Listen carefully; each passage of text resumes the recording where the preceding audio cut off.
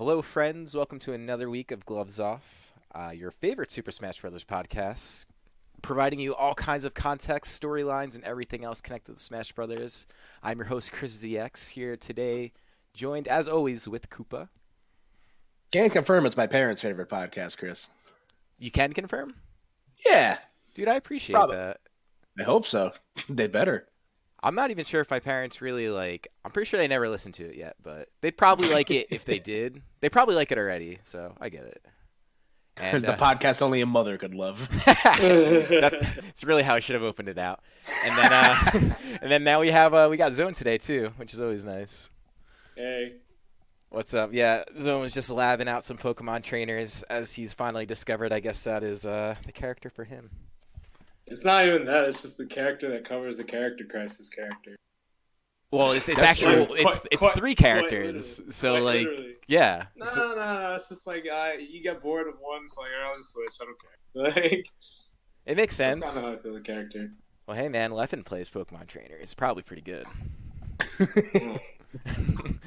So what do we got today, guys? I think we've been talking about Ultimate Summit for I think we've talked about Ultimate Summit like at least on three separate episodes until today, where it's going to be the fourth episode. But today's is a little bit different because there's no more voting, there's no more spots left. It's just it now. We have all 16 people attending Ultimate Summit, and some of them got in just by legacies, some of them got in by voting, and then just recently Light got in by winning a tournament. Yeah. The last chance qualifier happened this weekend in Norwalk, California, known as Ultimate Nimbus, which we're going to be talking a fair bit about because there was a lot of cool stuff that came out of this, both of the good variety and the not so good variety. We can start with the good.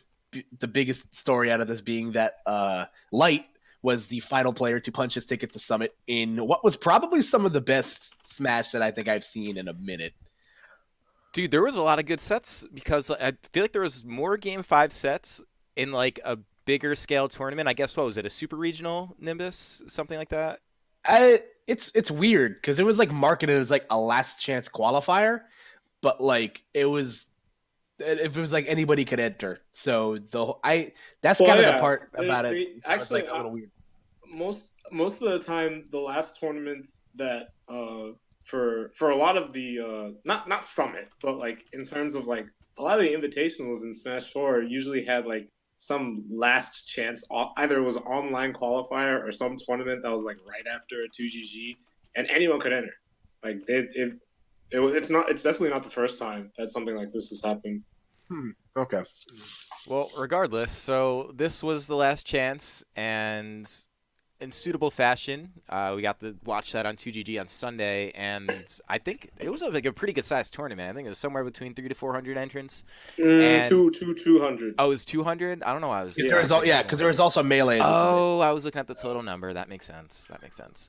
So, yeah, there was a few people trying to get their last. We actually saw a few people that were on the voting ballot enter bracket, just trying to get their last chance to get in there, and then we got to see, obviously, Light, who won the tournament, which is kind of ironic because just the past couple of weeks we were petitioning a good friend of Light's from the same exact region of New England, who was Mars, who just fell short of getting in Summit by popular vote.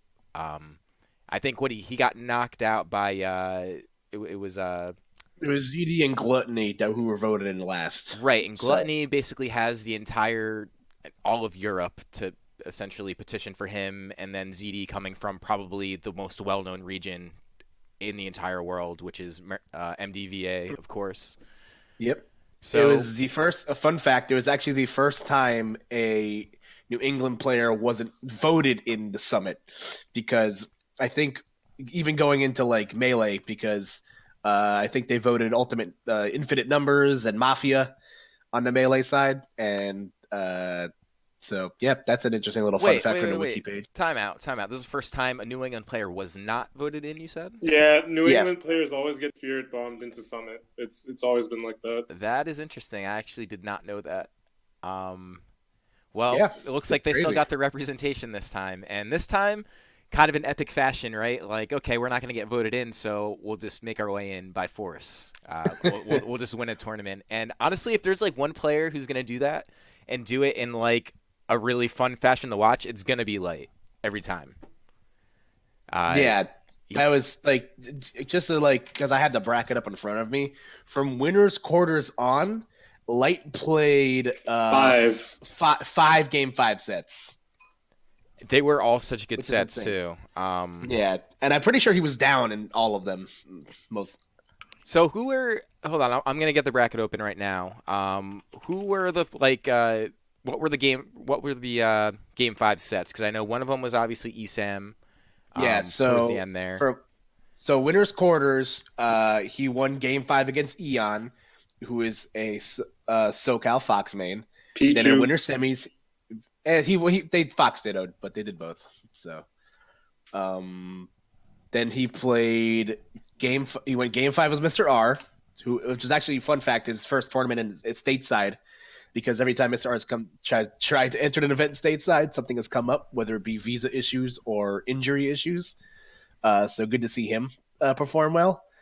He went game 5 with Salem, where he was literally on the brink of losing, but got the sweetest Sunday blessing from God and punched his ticket into grand finals. And then he lost game 5 to ESAM in the first set of grands, and then he won game 5, last hit, literally, against ESAM in the reset. And fun fact, ESAM lost the set to Light the same exact way he lost it to him at Genesis, which was he was trying to go off stage to edge guard him, and Light jumped back to the ledge with an up air, and it killed him. Oh my god, there's I think what was it? Wishes tweeted out a pretty epic tweet about exactly that. I'm trying to find it. Oh no, it was because one of ESAM's brawl sets he had lost, like I don't know if it was game 5 last hit, but he went off to edge guard with double jump Thunder, and the Thunder missed, and Pikachu, if the Thunder misses him on his way down, probably dead. Oh, yeah, so man. he took the clip of ESAM screaming, and because in that brawl set he paused and then he screamed because it was over. He applied that to the set with Light because he did the same exact thing. That's actually one of my favorite like brawl videos of all time. That's like I love ESAM. Like that was funny, but that's also like on the other side of it, obviously like incredibly heartbreaking. Like ESAM actually won more games like in total than Light. Light only won like 9 games. ESAM technically won 11. But obviously the thing that matters at the end of the day is who's winning the sets, and Light won the set, and honestly it just kind of like adds to his resume as one of the most consistent players like currently. I don't think he's missed a top 8 at any of the big events so far. Dude, and this isn't even new because he was doing this in Smash 4 too. If there was like one player in this area who was like kind of at the time, I guess it was like he was newer, but now it's just routine. You could basically expect to see Light, like you just said, Koopa, like any tournament he enters, he's going to be in top 8. At the time, I remember like when James was still of like the untouchable realm, Light kind of smacked him up, which was actually I think that was like Legend of Glintendo. Everyone was just like surprised. It was just like a 3-0 set, and everyone's just like, "Yo, what happened?" And I feel like ever since then, like even before then, like he's just been rolling. That didn't change with the new game, didn't change with anything. And as we mentioned before, Mars was kind of well, let me take a step back because when we had Haz, what was that, last week he was on the show or 2 weeks ago. 2 weeks ago, he was telling us basically that there was 4 people from New England that essentially qualified for the summit. And the 4, who was it? It was Kool-Aid, Matty G. Yeah, and Mars. So basically, I guess they all just agreed so they wouldn't be competing for votes. They're like, okay, this is our New England representation.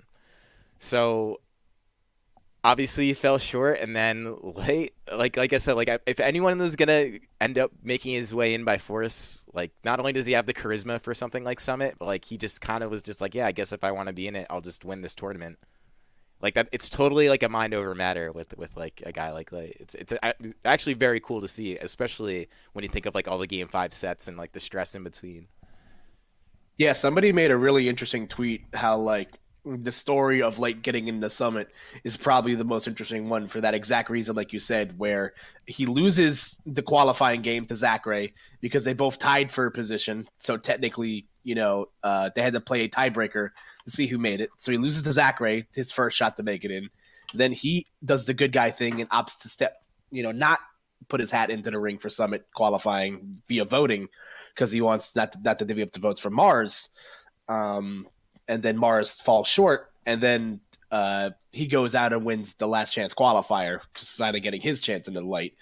And it's really interesting because Mars was actually supposed to attend the last chance qualifier, but he actually was like in and out of the hospital the last week, so he was not able to make it. But yeah, I guess good things come to those who wait. And honestly, it was a fantastic show. Like I said, like a lot of these sets, Light was just straight up losing. And the last game against Salem, he was getting kind of waxed. And then, like I said, like Light's one of the best players, I think, at just capitalizing on that one opening of momentum. Like we're talking about turning off the targeting radar in the Death Star and just finding his way in. It's absolutely incredible to watch. Light's it's like he has a training montage, and you could put the blindfold over his eyes, and he still somehow manages to hit the targets. I feel like Light's he's like that character in the Smash community. It's kind of nuts, and especially I don't really particularly like building up the villain storylines, but especially coming over with a big win, like a Game 5 win over someone like Salem, who's obviously also in the voting for Ultimate Summit, and then actually, yeah, before I even get into any storyline like that, it's amazing how many people were up for Summit voting wise that made top 8 in this tournament. People really wanted that Summit spot like crazy because Esam was on that ballot, Salem was on that ballot, Pandarian was on that ballot, obviously Tweak was on the ballot. Tweak was, and that was another thing that we should mention because Zone, it was you. We were talking about how the no campaign of Tweaks because he's well, I'm good enough to be in there, and he's been winning tournaments, but yeah, this is the one he had to win, and yeah, and it's the most. It's really interesting because, I don't remember. Oh, okay, yeah. Schroeder was who we lost to in winners, but yes, when he lost to ZD in losers, it was yeah. Well, of all the people to lose to, yeah, someone that's already in. Yeah, that's where I was just gonna say that's where my problem kind of comes in because we were talking about it beforehand how Ultimate Nimbus was technically the last chance qualifier for the Summit to get in, but also people were allowed to enter, so it kind of raised that interesting question of why is the chance to what happens when shit like that happens, you know what I mean? And note that Void didn't enter because of that very reason. Yeah, he didn't want to gatekeep anybody from getting in, which is I don't know. In my opinion, it's kind of crappy. If the winner of the tournament, obviously, if there's something of that nature at stake, then I feel people that are already there should not be allowed to enter. But obviously, I might be in the vocal minority on that. Yeah, because some people can just turn around and just be get good. That's literally the only response that you'll hear to that. It's it's not unviable. It's not an unviable response. It's perfectly reasonable for someone to say that. Yeah, of course. But I'm with you. I'm well, I mean, if it's the last chance qualifier, then you should probably see some people that aren't in it. Yeah, it's funny. But the get good excuse is always the main one. And is there a policy on that I had? If someone who was already in there won, does it go to the next best? It just goes to the next best. Yeah, I figure. All right, so I guess it's not really of that much consequence, but I understand for sure. Yeah, both arguments. It's funny because I was talking to someone in one of my group chats, and they were God, we're either getting Salem or Esam in the Summit, Resident Sleeper. And I'm wait, what are you talking about? And they're oh shit, Light wasn't invited. Dude, it's pretty crazy. And obviously he qualified too, right? So he was right in place for it. I'm trying to think. I think there was actually kind of a funny colorful addition. It's I look at someone like Haz, who is, we got a lot of the good information about the New England region and Summit from the last time he was on the show. But I think he had the tweet where he's basically man, I hope someone cool wins Nimbus so I don't have to hang out with any nerds essentially. It's like he knows, man. Having faith in the region, which actually kind of brings us up to a bit of an interesting point that I see no reason why not to dive into a little bit more of the results here, which kind of produced a little bit of salt here, especially for the NorCal region. Someone like a guy. The SoCal region. Yeah, I would say more SoCal because I think NorCal. All I was going to say is I think I was just going to reference the Korean tweet. I thought he said NorCal, but regardless, like the top he said SoCal. Oh, I must have read it wrong. But regardless, yeah, that was kind of an interesting tweet because there's a lot of implications from it. Essentially saying that, hey, this tournament was run in our region and not a single person from our region made a run at top 8. Like, what's the deal, guys? As I look for that tweet right now. Yeah, and like you can't even use the excuse because I didn't read like the entirety of the tweet longer just because I've been busy all day. But like, even like you can't even use the excuse of the big guns not entering because like Larry got 17th in this tournament. Like, I don't know what Larry's doing, but there's something he has to like work out with himself because his results have just been not what we expect. Like Larry, in my opinion, was always one of the most consistent smashers. Like, back and forth. Like I don't think I don't think was he outside of the. Yeah, it was at the very last PGR. He was like outside of the top 10. Yeah. So like he was top 10 in almost every one of the PGRs. But like, yeah, the highest placing SoCal players were Eon and Charlie, where they got 9th place. So, it just kind of speaks for like how the trickle down effect of your region's top talent might affect the rest of your growth. Like, I don't know if you guys have any like input on that. Absolutely. So I sort of look at it as one big piece, right? So there's a few regions that are obviously like very notable in the Smash community. Also, really quick, Chris, has us letting us know he wants to join the call in a little bit. Oh, hell yeah. Well, you tell him to join whenever his heart desires. But as I was saying, right, so there's there's the regions that are already pretty well known, right? So like you have your SoCal, which is massive, and a lot of that presence is brought with 2GG alone, just as like an entity. And that all started in Smash 4. There's obviously MDVA, which we mentioned earlier, like guys like ZD, Wadi, all those guys, they come from there. And that their presence basically comes from the existence of VG Bootcamp, essentially the founders of like tournament streaming. And then like some of the other regions like Texas, that's just like a big area, a lot of people. Like there's regions that are already set. And then there's regions like Tri-State that we've had some really good players come through, whether they've been from New York, New Jersey. There's already still really good players in this area still, like Nairo, James, Dabuz, Mr. E. Like all these guys are still here. But the presence just isn't quite as potent. Just like the players are really good. But I kind of look at Tri-State in general, like it's really a try-hard region. Like there's a lot of try-hard stuff going on. Like even from like this podcast, right? Like you don't really see stuff like this in other regions. Even like stream stuff, you've seen like House push the envelope with some of the things that they have. And I feel like all of that just goes uniform. Like it's like the whole region sort of like it ups the ante. And I feel like that sort of ante doesn't really get upped in a region that already is sort of like quote unquote made it. Already has the attention because it doesn't necessarily have to.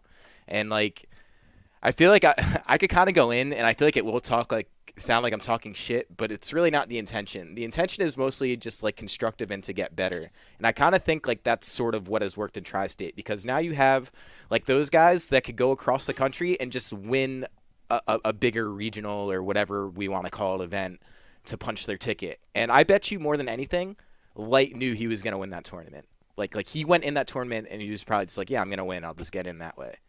Like that's the mindset that happens here. Like this is definitely one of the toughest regions ever, I would say. Yeah, and that's also just Light's MO wherever he goes. Like he had it in his like Twitter profile, and he was saying it a lot on Twitter like throughout the event. But he is the protagonist. Like bro, no. So the protagonist. Before you go on, I just want to say that the protagonist thing has been something that Tri-State has thrown on Light since like the end of 2017, like when Legend of Glintenda was like almost a year ago, right?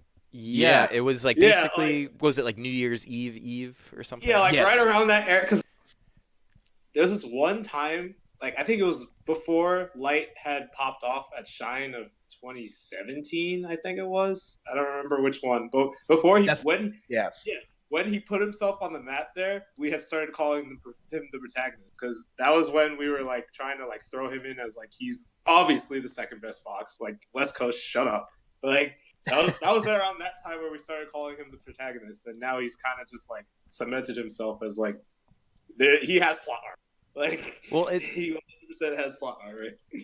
And obviously, like, SoCal has their Fox and Larry Lurr, right? And Larry Lurr is obviously an amazing player. But if you talk to anyone, they'd probably still say, like, well, Larry Lurr is obviously on a different level of Fox. In fact, I'm pretty sure I've heard that on Sunday. I'm not sure. I'm not going to out anyone. I can't even remember which commentator it was, but I'm pretty sure there was, like, some discussion of, like, well, Lights Fox is amazing, but we're not sure if it's really Larry tier yet. And I'm just sort of like, why? Like, why are we not sure? Whoever said that's an idiot. I'm sorry. I'm pretty positive I heard that, and I have to, like, now I feel like I want to find it, but... This is 2019, folks. Yeah, different game. But regardless, like, and that all comes with just attention, and I finally found the Korean tweet. It took me a minute, but... Yeah, essentially just kind of disappointed in the region, like, that it can't really defend itself, right? So you could have people fly over from everywhere and kind of free up SoCal, which is kind of true.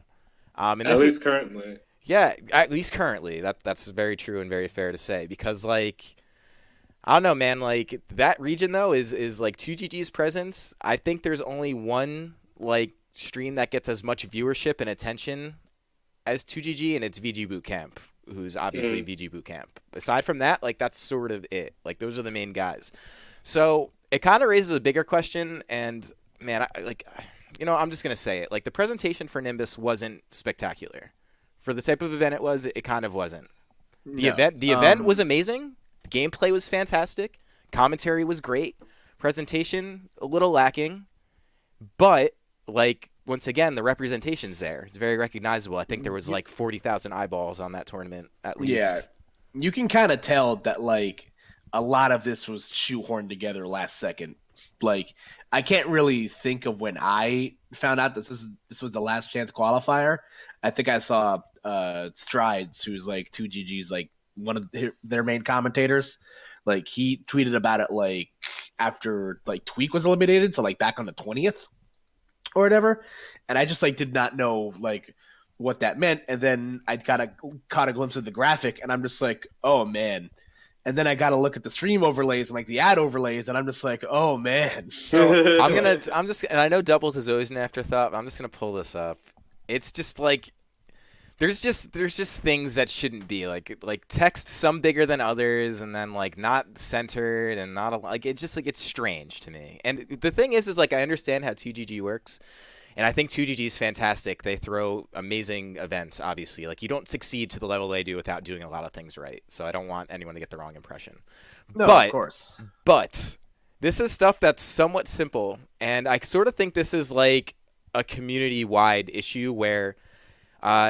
Zone, I'm pretty sure we talked about this one time before the Forge, where it's like streamers are sort of like, and I'm not saying this as like a streamer just because I feel undervalued, but sort of it's undervalued, like it just is, because it's really easy to get a stream going and put something together, but it's another thing to make it actually good and presentable. And the people who really know how to do that are usually just doing their own things, or just like, I don't know, not accessible for hire, really, because I know 2GG, they cover a lot of stuff, and they're responsible for essentially, like, making SoCal the region that it is and as recognizable as it is, but there isn't any real quality control because, it's, like, basically the stream key gets passed from, like, stream A to stream B to stream C to stream D that really don't have any relation to each other, so it just kind of looks different all the time and maybe not always good different.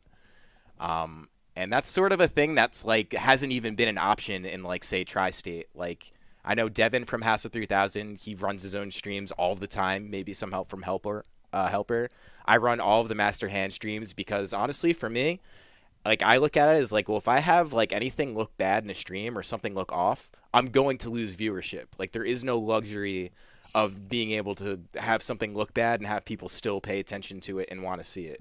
It's just like, this looks like shit, I'm not watching. Oh, the audio's off a little bit, oh, I'm turning this off. What is this terrible stuff? This is awful. You know what I mean? Like, that. This is like what chat is. And it sort of sucks because It's not like I'm not the only one subject to this. The majority of Smash streamers are, but there are a few regions where that's not the issue, and this kind of goes along with like SoCal not having players that could even get into a top 8 at like their own event. You know what I mean? So it's sort of uniform in my opinion.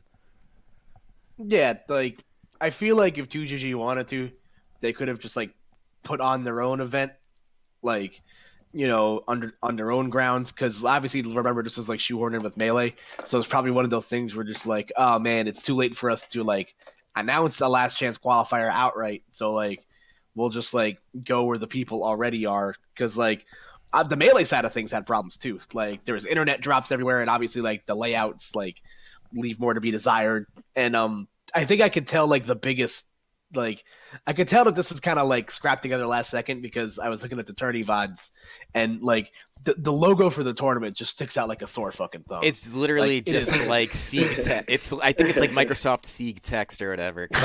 As you can see on this overlay here, I mostly duplicated it. The logo. Literally, like I watched a whole documentary in college once on Helvetica. So like I'm a text snob, and I'm just like, come on, man, like you guys could have done better. Like obviously, like in the big picture of things, it's just kind of a drop in a pan. Like everybody's gonna have their up. It doesn't matter, but it should matter. Is I think the point. Like basically, all of that bitching I just did is sort of is that. Yeah, because it's like we did talk about this, and the point that I had brought up was when we streamed Royal Flush, and like the difference between Master Hand Gaming stream and I believe it was Smash Studios stream was like so apparent that like someone made like a huge tweet comparing the two and said, "How is this the side stream?" I think like, it may have been Kelvin actually. It was Kelvin. It was Kelvin. Dude, yeah, it kind of blows my mind, but that's kind of how it is out here, and it really goes along the mantra of get good, right? So that's exactly what happens, and then like that kind of travels per region. So it's like, okay, you want people to pay attention to your channel, get good. Okay, you want to get into Summit, win a tournament, get good. And I just think this whole area has gotten really good at that, because there's just like, I don't know, man. You gotta fight. You have to make your name for yourself. And like I think I forget which guy it was. It may have been Gonz basically saying how not free New Jersey is, but like you go to other regionals and you look at whatever monthlies pop up, and it's just like you could probably have any B or C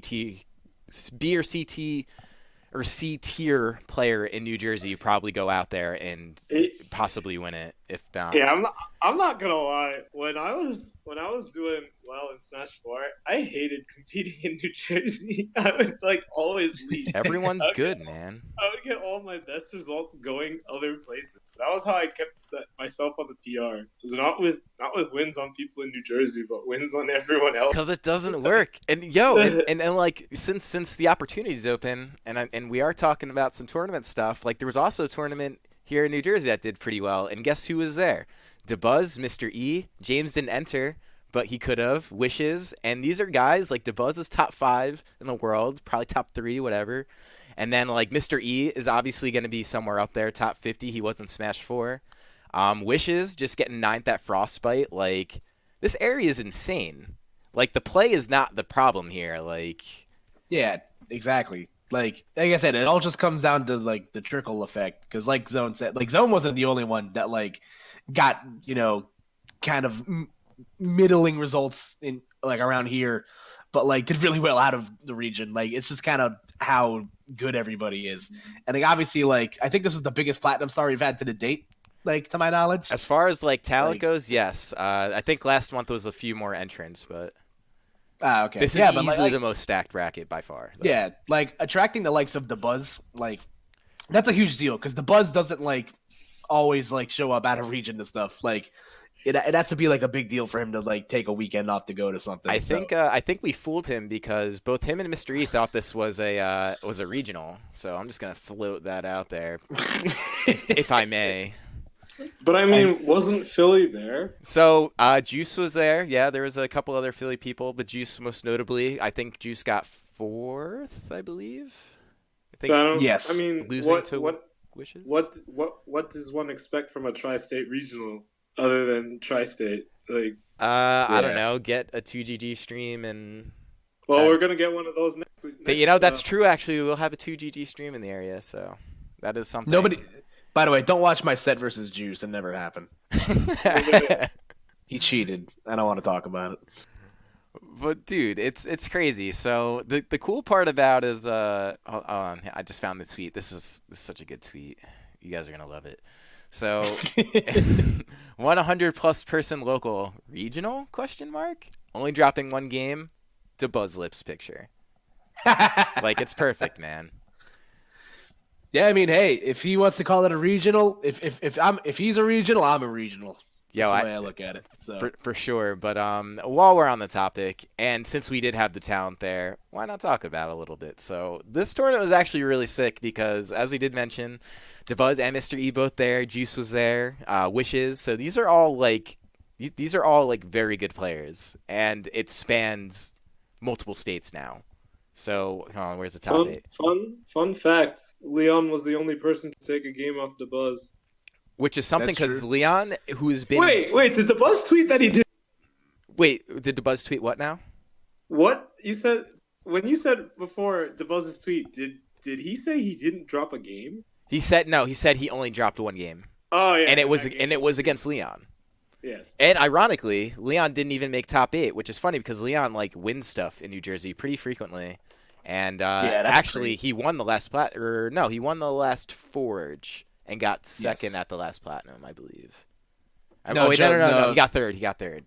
Because it was Wishes and Jackal got first and second, respectively. That's crazy, man. That just speaks for how stacked this tournament is. Because we didn't even get to talk about Jackal, who got 5th place with a day 9 Fox. Yeah, or Wolf or something day 9 that. Wolf. So, yeah, he doesn't play that character. Hold on.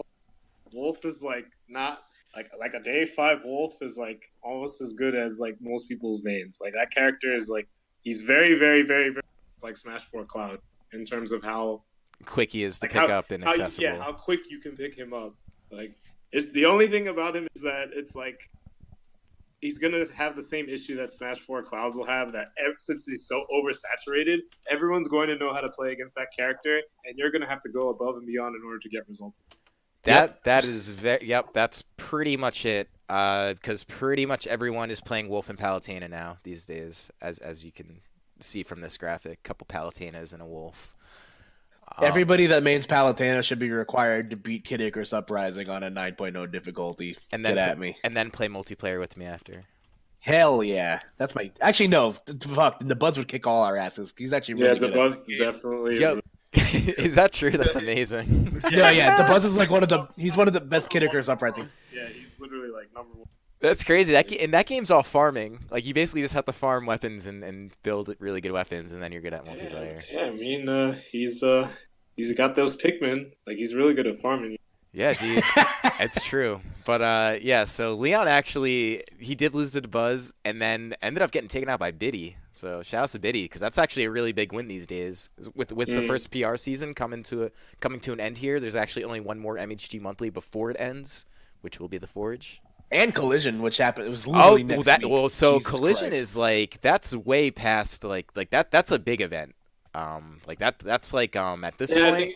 I think C tier currently. It's C tier currently, and I think it's maybe 40 people off from being B tier or something like that. I think I just saw. RJ just extended the list, so he's gonna allow more people to enter, and then if it reaches 400, I believe he said, then it becomes a B tier.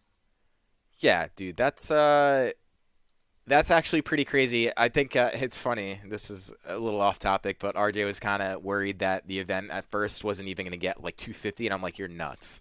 The way events have been going, and then sure enough, here we are in B tier territory. So that's pretty cool. And that's dude. There's a lot of people going to that too. Collision has. I'm gonna see if it has so many people. Yeah, I have to look and see because I want to be able to list them off. Name a top player right now. Be surprised if he was going. Let's see. Nairo, he's going. He's going. James is going. Yeah, all the local guys are going. Yeah, Light, Mars, Tamim, Sam Cosmos, Tweak. Yeah, man. It's fucking crazy. This is gonna be just dripping with talent, both from a national level and obviously those hidden bosses, those other guys. Yeah, it's time for Tri-State Shine Part 2. Yeah, this is it. Yeah, so here's the list. Got Tweak, Dabuz, Nairo, Tomim, Cosmos, Mr. R, Anti, Rishi, Mars, Ally, James, 6WX, Sinji. Yeah, I mean, it's pretty crazy. That's a lot of really good people already. This is gonna be insane. So yeah, so I feel like I don't know, man. I think this area is not that people aren't aware of Tri-State because everyone's definitely aware of it now. But as far as like the traffic for paying attention to the regular tournaments, definitely on the ups. There's just too many good players around here to hold it back. But so what are we thinking? We want to talk about some Pokemon? We've been talking about Smash for a little while now. Yeah, because I was gonna say Has misspoke. He had to talk to me about something, so he's not gonna be joining us. Rip. Okay. Well, if he for whatever reason changes his mind, call's open. Yeah, I misread his text. He said, "Can I call you in a little?" And I thought he said like, "Let me in to call in a little," because I'm dyslexic. He said he's like, "Call me in a little." Podcast is gay. I'm just playing. Yeah, so we alluded to it a little bit at the end of last week, but like it was like what, the day before Pokemon Day or something like that? Yeah, it was it kind of got announced like 2 days before it was coming out, and then we went live the day in between those 2 days.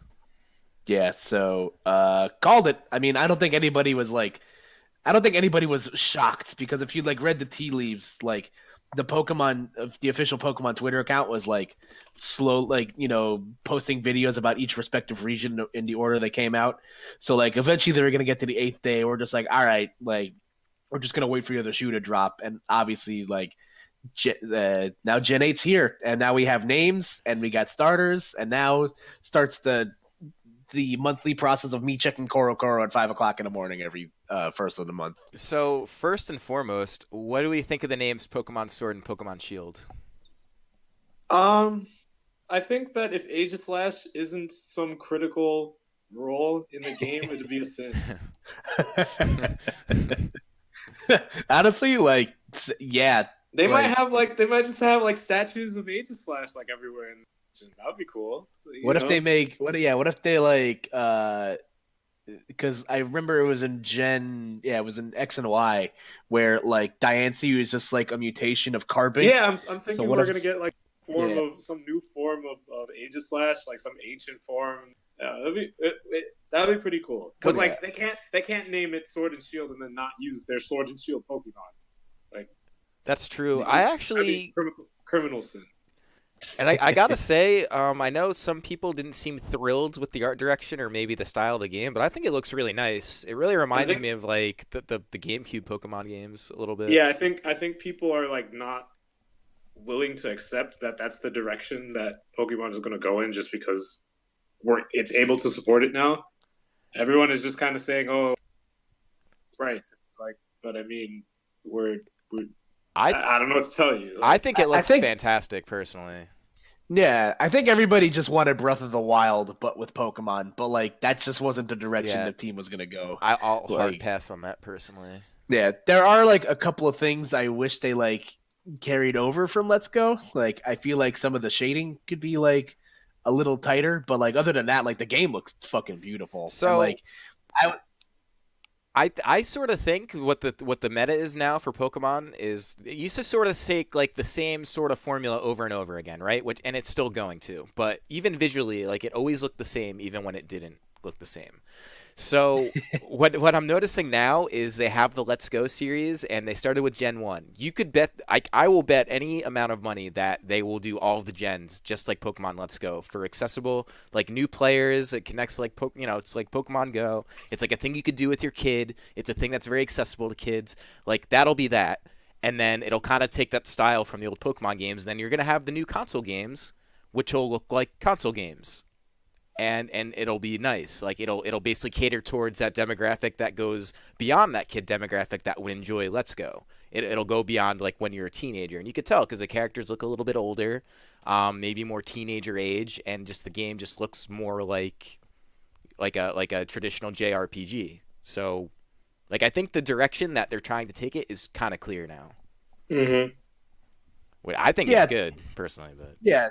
I think it looks really good, and like what I did find a little bit interesting because the formula that Pokemon has gone, I think, because from outside of Sun and Moon, because when they announced Sun and Moon, they showed like a wireframe of a Pick-a-Peck, and then we're just like, all right, we'll see you in like 6 months. So it's like, okay, but I remember when they revealed X and Y, they showed the starters and then they showed the box legendaries, and I was a little surprised to not see the box legendaries because that's I think what was the last games that didn't have like legendaries as box art? I think it was like what Fire Red and Leaf Green or something like that. It's been a while. Has since it been that's, that like, long? Been the case. It's been a minute since that's been the case. I didn't realize but, it was like, that long. That's a really long time ago. Yeah, so like I don't know, like there's a lot up in the air, and I've been reading a lot of rumors online about like, what like the game plan could be. Like there's talks because obviously the region's very clearly based off the UK, which I think is really like if you ever want to like get a head start on what region the new Pokemon games are going to be, just look for wherever Masuda goes on vacation. Like that's usually how they like get the lowdown. But yeah, it looks interesting. And from I've read a lot of rumors about stuff, and I hope a lot of this comes to fruition because I'm expecting like a November release date. Like Pokemon's like not only gotten away with selling us the same game for the last 20 years. They always sell it like November 1st. Yeah, they like reveal the games in like the beginning of the year, and then like they release it like in the middle of November. So like, what's the second weekend in November? It's like the 15th or something like that. So. Stay tuned for that. So, dude, the one thing I did notice was in the trailer was the emphasis on what looks to be like, I guess, like Pokemon Stadium. He's wearing like a jersey and stuff, walking into like a big like group of people. Yeah, like that's interesting. That's something, dude. Like that actually makes me feel like there's bigger implications. It reminds me of like when the Nintendo Switch first got announced and they showed like the stage for like this like actual people going on stage to play Splatoon. Like, I think Nintendo is definitely embracing that idea a little bit, and they're kind of priming the audience by having that within a game, right? So it's like you could be a Pokemon trainer and enter Pokemon Stadium and like basically be like a competitive athlete. Like I think this is the start of that, which I personally find very encouraging for these games moving forward, because if there's one game that you could sort of do like that, it's Pokemon. Like the formula allows for it. I don't know, like. Because from what they said in the direct itself is that it sounds like traditional gyms are coming back. Like they're completely like dropping the totem challenge. Good. That's good. Yeah, the island challenge. Yeah. That's a win. Thank God. Because like that was my big like I'm not as like low on Gen 7 as everyone else is, but like the one thing I couldn't stand was the pacing of the games, because at least with the gyms, I had like a good benchmark of how like strong my team should be, of like, okay, I should be around this level. I should have like this many Pokemon in my final party. But like the island challenges completely threw me off my game. Like I had no idea like how strong I should be, and I got like the shit kicked out of me like in some of those middle challenges. And it was interesting the first time just because it's different. But like I'm a sucker for like habit, and I'm just like, okay, like I kind of missed the traditional like 8 gyms, call Elite Four, call it a weekend. But like, I don't know if that's going to be like, I hope that's not just like a side thing, like what the sports stadium was in like X or Black and White.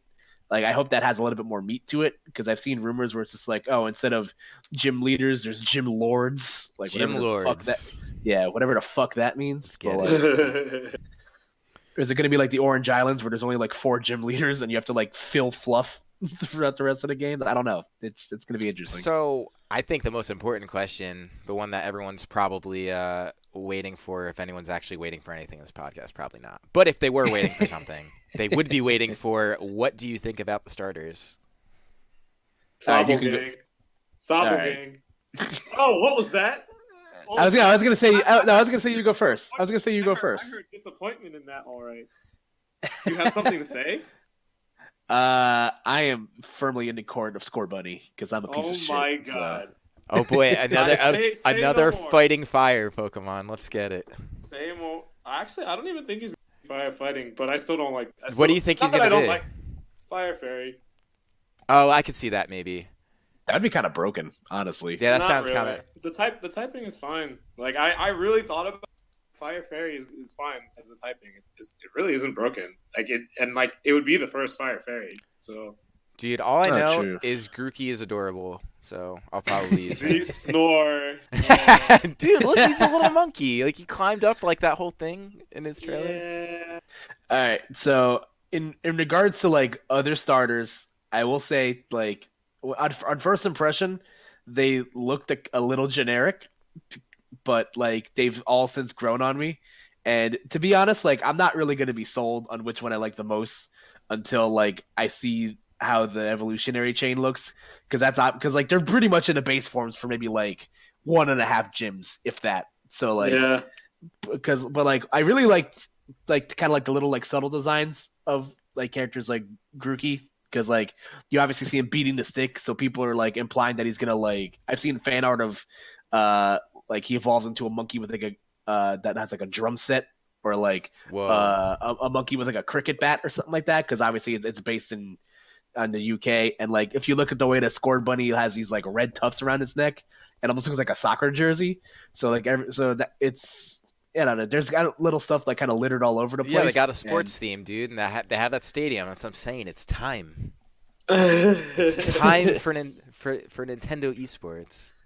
Yeah, I don't know. We'll see. I'm curious. I'm excited for how things are gonna like go, because it's been so long.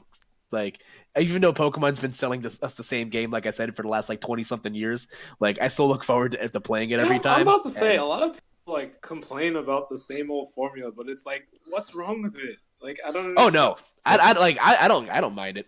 I don't understand it. It's one of the reasons why I personally am not a huge fan of Gen 5, regardless of what everyone like says about it. It's like, okay, they changed a lot of things, and then they immediately went back in Gen 6. Like, I like if that doesn't tell you guys something, then I don't know what does. Yeah, it's unfortunate, but I don't know. I'm excited, and we're probably gonna get a lot of news around E3 time. So Probably. I'm finally gonna have some. Yeah, I'm gonna have some fucking food to eat on. I'm curious how many new Pokemon they're gonna add, because like I've read reports all over the place that like I think they're creeping in on like 1,000 types of different Pokemon or something like that. Oh no, you're talking about total. Yeah, I meant like in general. After this gen, there'll definitely be at least 1,000. Yeah, because I know like I've read reports somewhere that like the Pokemon Company wants to avoid like hitting 1,000.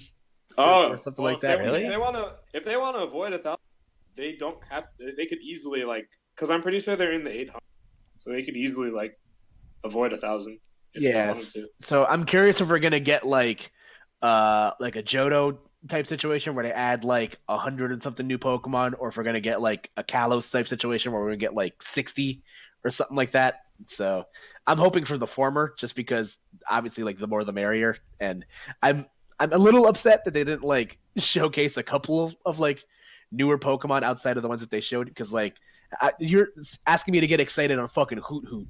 Like, what the fuck? Well, I'm trying to think about like the other console Pokemon games, like the GameCube ones. Those used existing Pokemon as well, didn't it? I don't. Yeah, but those are like spin-off games, though. Well, like... no, because like what Chris is kind of getting at is that maybe there's more to this game than just the 8th gen. Maybe it's like not just a gen. Maybe it's going to be one of those not spin-off games, but like something more than just the next gen. Like everyone is talking about how this is just a repeat of the same formula, but they literally showed us nothing but the Pokemon and the box art. So how do you know that? Yeah, there's no knowing, and I have a feeling that maybe since it's another console game, that maybe they'll do something a little different, more console-y. Who knows? I think it's definitely within the realm of possibilities. Even with the naming, Sword and Shield, who knows? I think it looks good though. For someone who hasn't been digging Pokemon in the past few years, kind of been over it, I actually look at this and I'm like, I'll probably play this. So, like, my question for you guys is that, because I'm very firmly on one side of this fence, where, like, would you rather have, like, Mega Evolutions be, like, a large focus in this game, or would you rather have something like they had in Sun and Moon, where, like, they have a Galarian versions of certain Pokemon? Because, like, one of the things that I've heard rumors of is that, from, like, leaks that I've seen on, like, Reddit and, like, 4chan and all this stuff, is that there's been a lot of talks of armored evolutions, like whatever the heck that means. Like they've said that Pokemon like Armored Charizard and Armored Flygon, like Pokemon just like through some happenstance like get beefed up with armor or something like that. So I don't know. I think they're gonna avoid Mega Evolution route. I don't think that they're gonna employ that anymore because it wasn't a failure, but like people didn't really like it. And like it was hard to like actually like balance, if that makes sense. Like it was definitely like not properly implemented, and they didn't scrap it in Gen 7, but they neutered it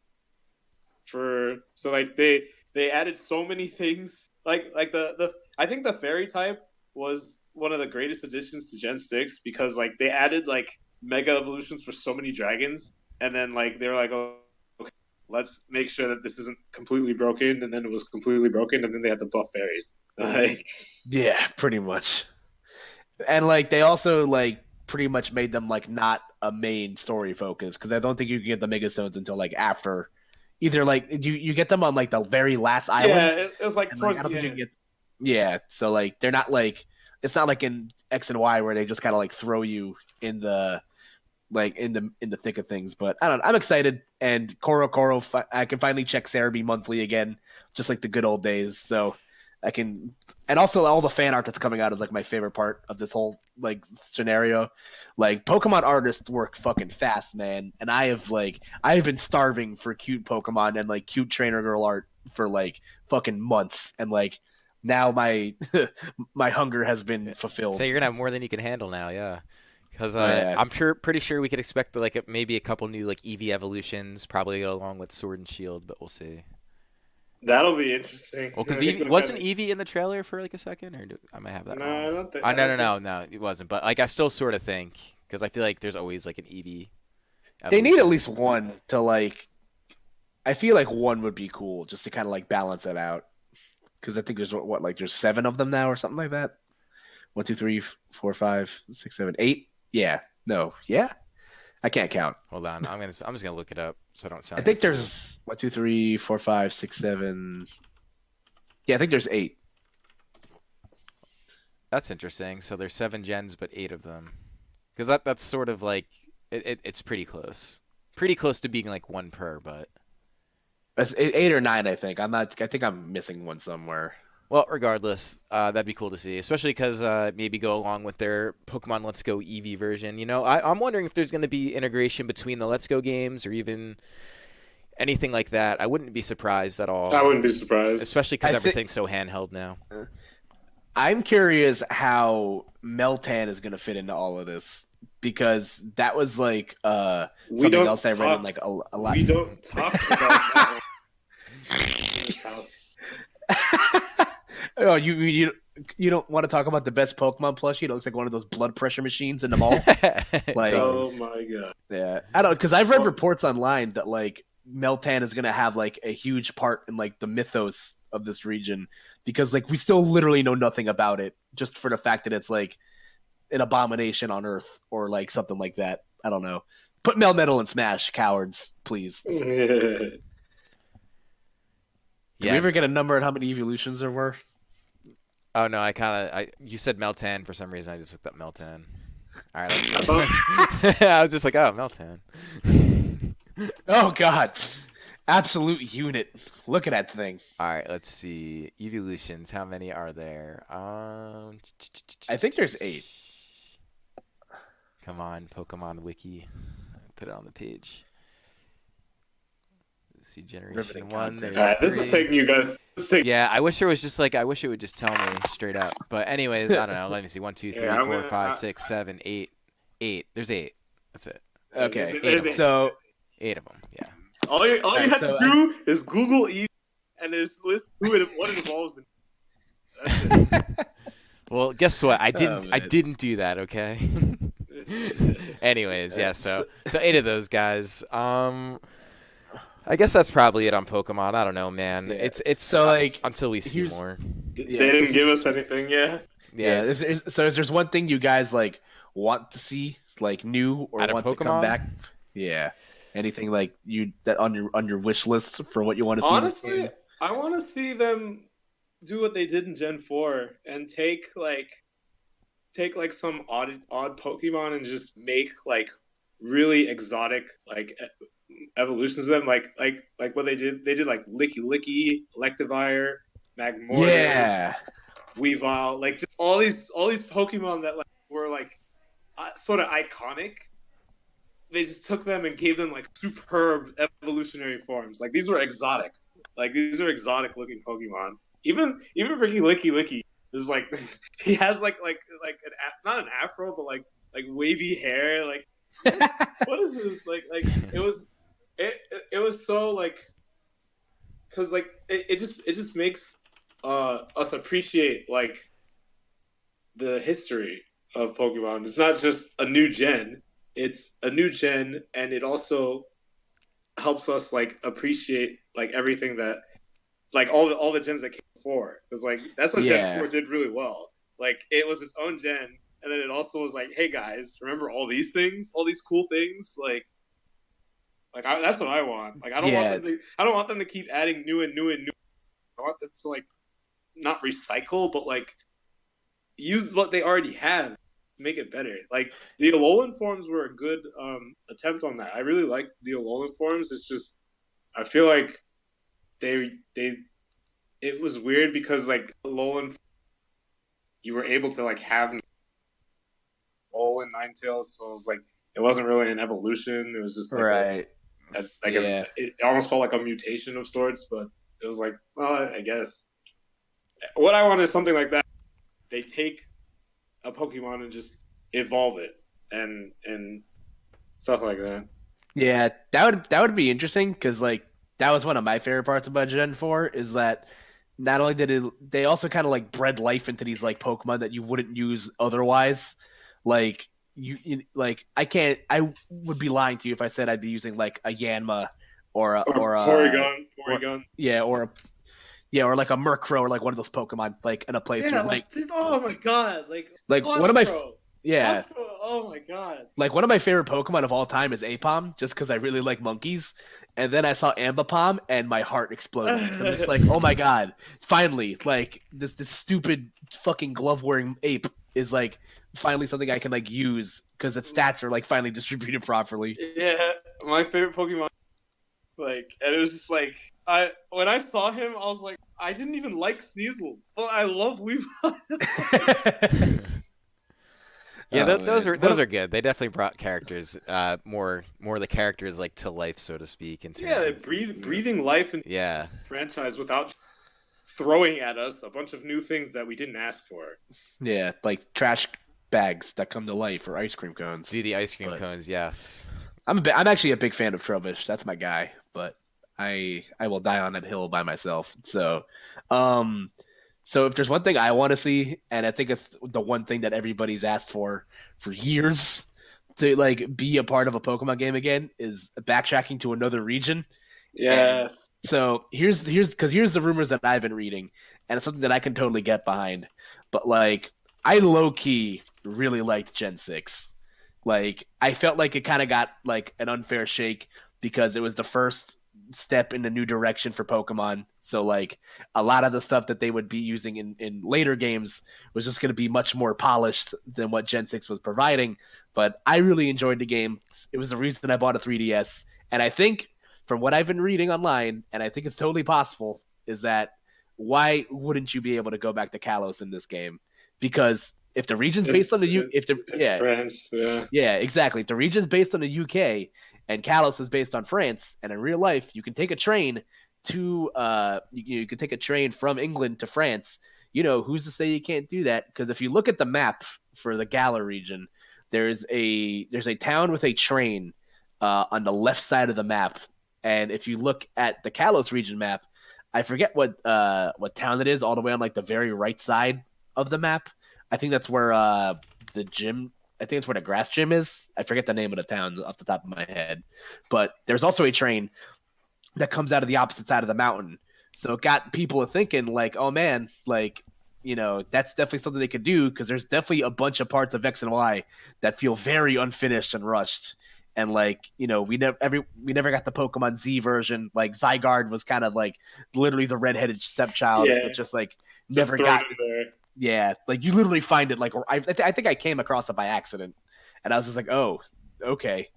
So I don't know. I think that'd be cool, and like they can't use the excuse of like, oh, we're kind of limited in like space and stuff like that because like you have a whole home console at your disposal. And like, I'm not asking for like a completely new adventure. Like, just give us something like they did it so perfectly in Johto. Just give us like buffed up gym leaders. Like maybe give us some kind of a post game story to keep us biting. Like I don't know, Heart man. Gold, Soul Silver. Yeah, that's what I'm saying. Like I just really want to go back to Kalos, man. Like I love Pokemon Sun X and Y so much. All right, what if this game is the liaison between all of the Pokemon games where it's like, let's just say they did go the route where they do like all the Pokemon Let's Go gens, and then you have like this most recent gen where it kind of introduces Gen 8, but it's not traditionally like, oh, here's Pokemon Gen 8 new game. But they did like almost like a Pokemon Stadium type game where it's like a little focused on some of the battling and competitive end of things. And then like you could pull Pokemon from all the other games, obviously, which you can always do.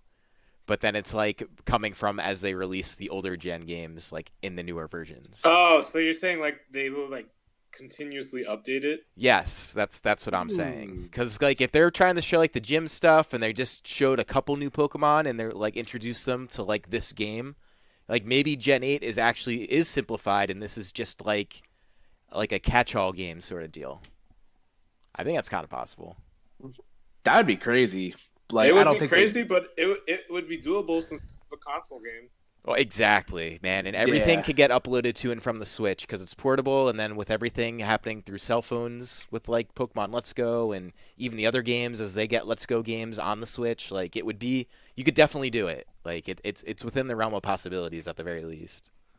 And knowing our luck will last for all this stuff, and then we'll get like Battle Frontier and like the Gym Leader Championships from Black and White 2 again.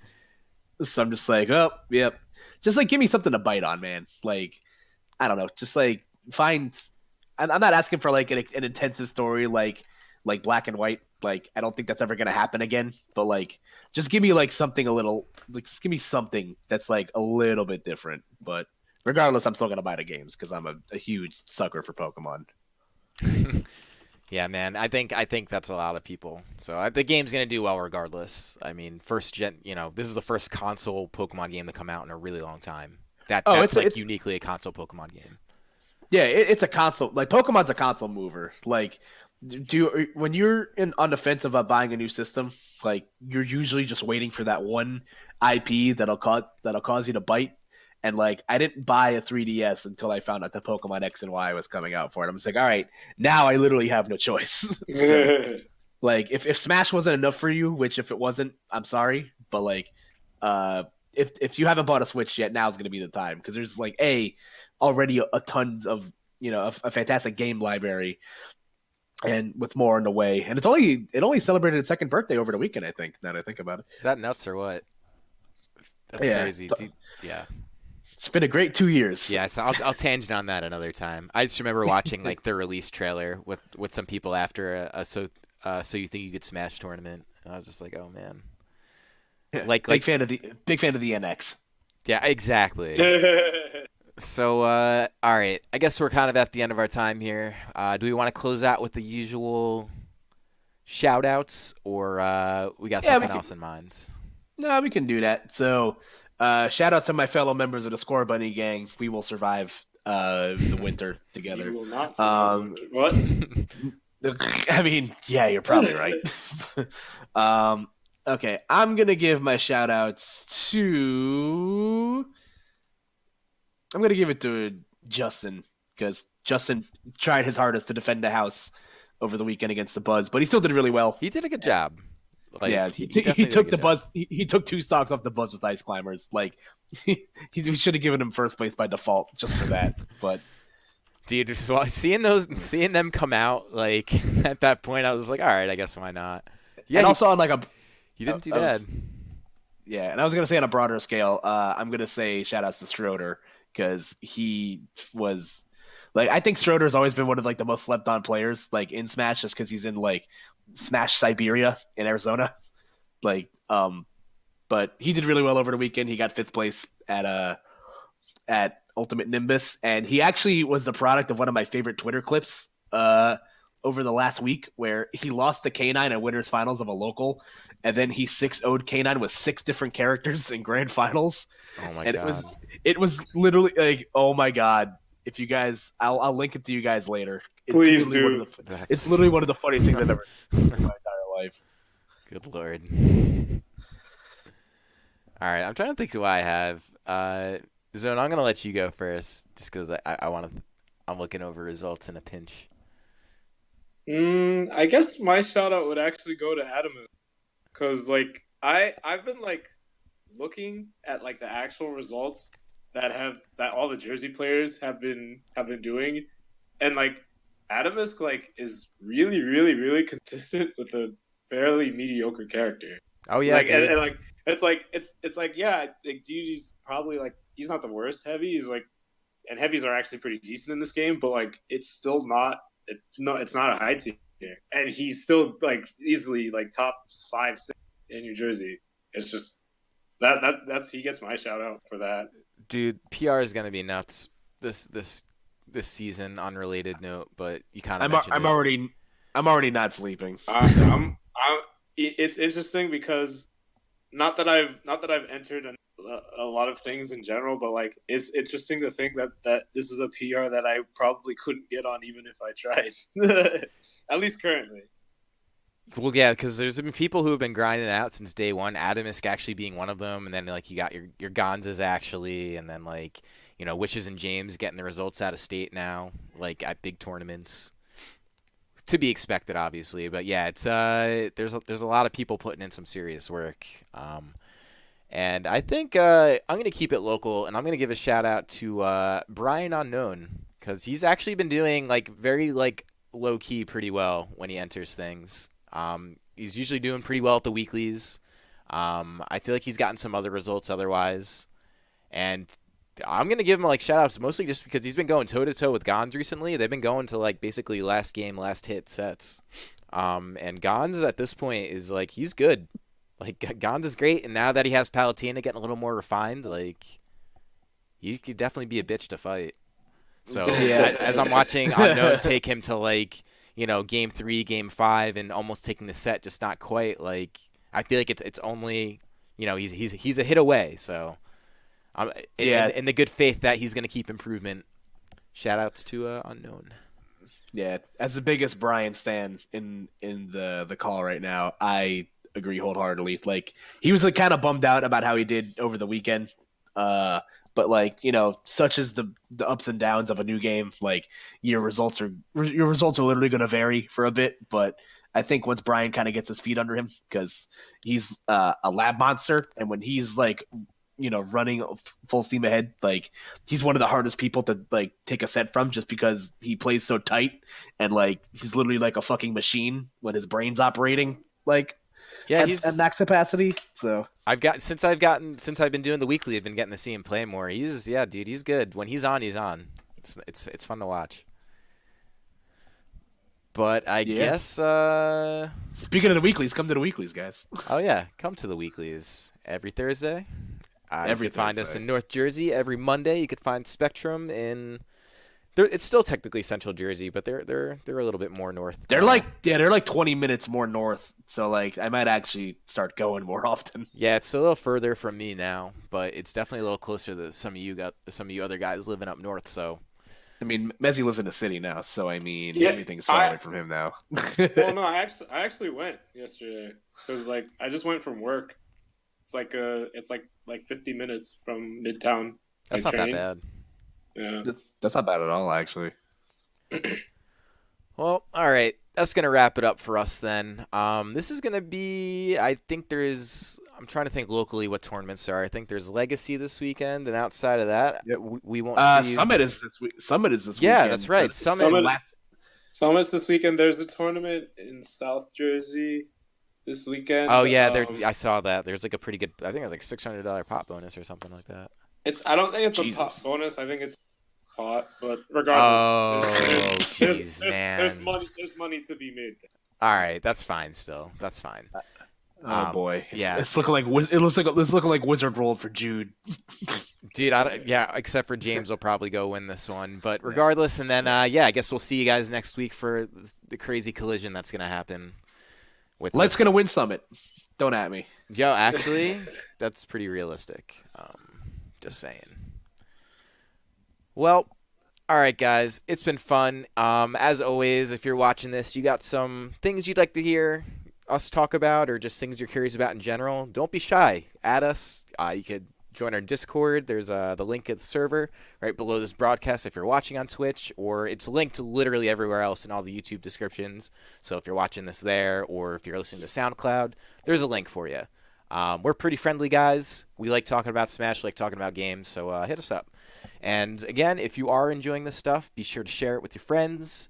Be sure to give it a thumbs up, all that fun stuff that I always hate to self-promote, but hey, someone's got to do it. So if you are listening to this and not watching, you could go ahead and follow all of us on Twitter. You could follow me at CSantosZX. Koopa, I'll let you plug your own zone. You can follow me at KoopaNJ for your daily dose of memes and Smash commentary stuff. Got a lot of stuff coming on the pipeline, some of which I can't talk about yet, so stay tuned for that. You can follow me at 1P. You can follow me for random banter and a lot of meme posts, because that's really all my Twitter is, with the occasional Smash tech. I don't really think anyone's trying to look at Twitter without seeing memes, so that's just the way it is. I'm definitely gonna. Yeah, I'm definitely just going to be raging about Persona 5 for the next, month and a half, so pray for me. Well, all right, guys. It's been fun, as it always is, and we'll go ahead and catch you next week. Later. See ya.